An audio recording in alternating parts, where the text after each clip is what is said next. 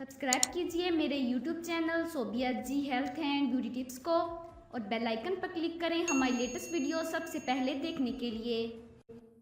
श्रीदेवी को बतौर अदाकारा तो हर कोई जानता है, लेकिन श्रीदेवी को बतौर मुसव्वरा शायद कोई ना जानता हो। लेकिन आपको ये जानकर हैरत होगी कि अनजहानी अदाकारा फारिग औकात में अपनी भतीजी सोनम कपूर और माइकल जैक्सन की तस्वीर बनाती थी। उन्होंने हाल ही में दुबई में सोनम कपूर की पेंटिंग फरोख्त करनी थी, ताहम मौत ने उन्हें मोहलत न दी। भारतीय मीडिया के मुताबिक अनजहानी बॉलीवुड सुपरस्टार श्रीदेवी ने मुबीना तौर पर दुबई में होने वाली नुमाइश में अपनी 2 तस्वीर रखी थी, जिसकी नीलामी से हासिल होने वाली रकम खैराती अदारे को दी जानी थी। अदाकारा ने एक पेंटिंग में माइकल जैक्सन के क्लासिक पोज को कैनवस में उतारा था, जबकि सोनम कपूर की पेंटिंग में भी उन्होंने इनकी पहली फिल्म सानबरिया से एक पोज बनाया था।